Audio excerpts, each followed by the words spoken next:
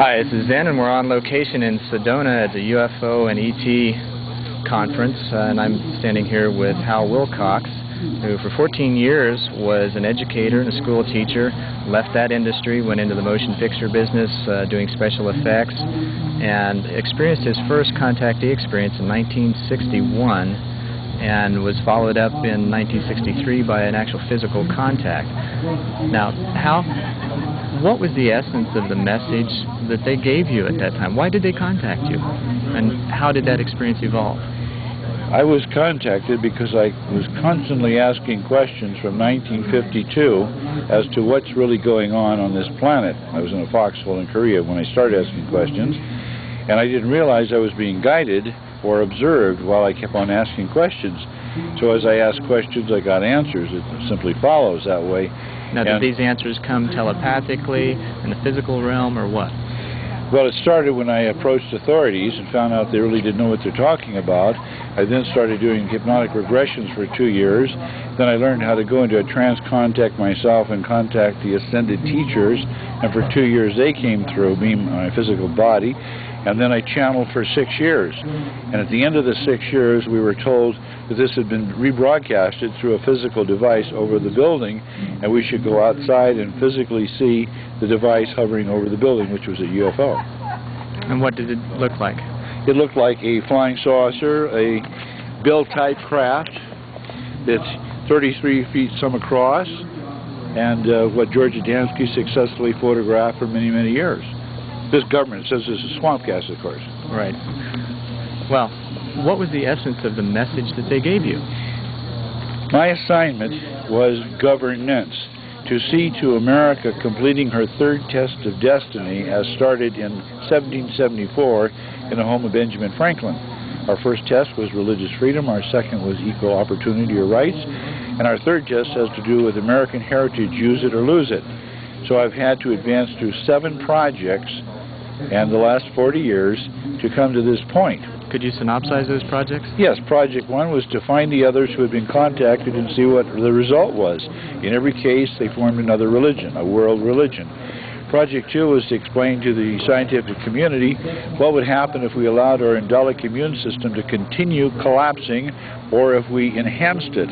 The result is that we continue to let it collapse and we have AIDS, AIDS today, instead of enhancing it and being stronger as a race.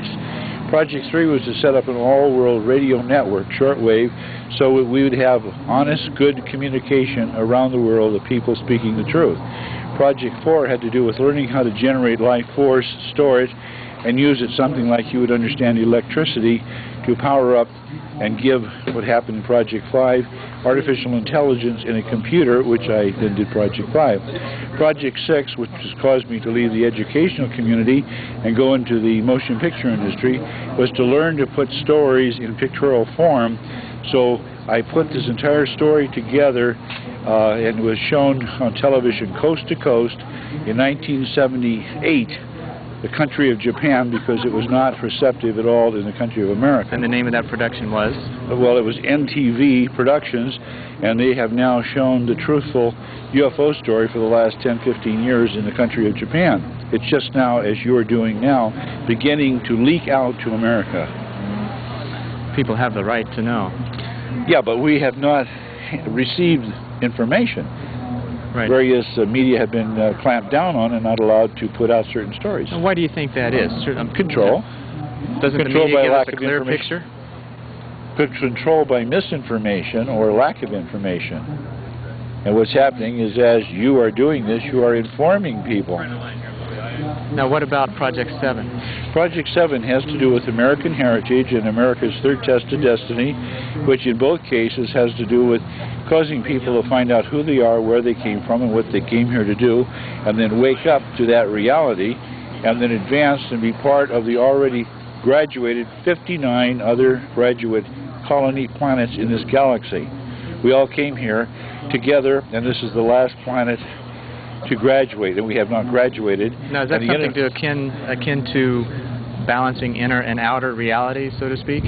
what goes on inside of us, internally, our thoughts, our experience, and the exterior world? Well, it had to do with social more than anything else, to evolve a system of government whereby we would abide by spiritual law, and yet this government would be by and for the people. It's exactly what the United States started out to be, but unfortunately today we're polluting it, selling it, burning it, spitting on it, flushing it down the toilet. And we only have a 38% voter turnout for the last presidential election. What does that tell you?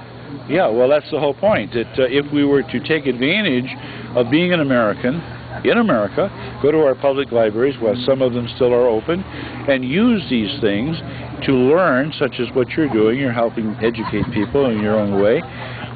People would act differently, but unfortunately the various medias are trying to keep information from the people, and the people themselves now, who are pretty much brainwashed, don't want to hear anything new, because it would turn their religious thing upside down. That's it, rock the boat. And that's one thing we don't want to do, is rock the boat with perfect or correct information. And whether it be governmental culture, organizational culture, corporate culture.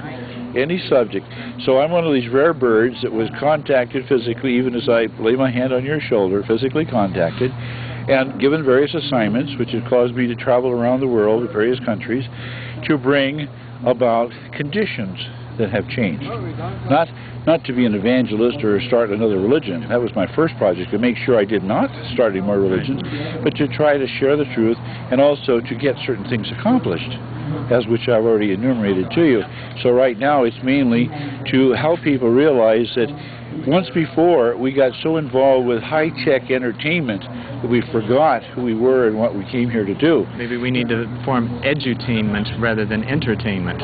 Well, that sounds cute, but I think that's what the problem is, that people are more involved with sitting in front of the boob tube. And movies and things like that. Etc. I'm not going to, because I work with emotional literacy, so I'm not going to slap or bite the hand that feeds me. Right. But I think these tools can be used in a more effective manner, as you are doing right this moment.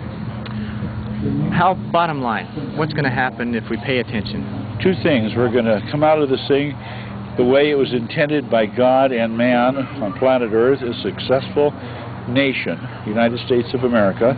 And the other thing, we're going to destroy ourselves. We're going to self-destruct. No one's going to do it to us. Your friends and my neighbors are going to help us self-destruct. Let's hope that doesn't happen. Those are the other choice is that it'll be postponed another year, perhaps. Any personal advice you can give to our viewers that may be having some experiences such as you've described? Yeah, I would suggest that people kind of wake up, not in a religious sense, but just pay attention to what's really going on. Bill Cooper came forward and tried the scare tactics, and I thought it would get everybody woke up, but it would scare the heck out of everybody, and it didn't really do the job. Drove them further into sand. Correct. Yes, sir. So I think that the word hope is awfully weak. So that's what I was saying inside here. I think that people have to realize there is a plan. It was laid out 3,992 years ago, and it's very much in force now and on course.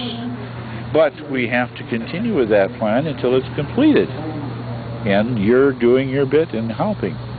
Thanks, Hal, and so are you. Thanks for your time. Nice talking to you. And thank you.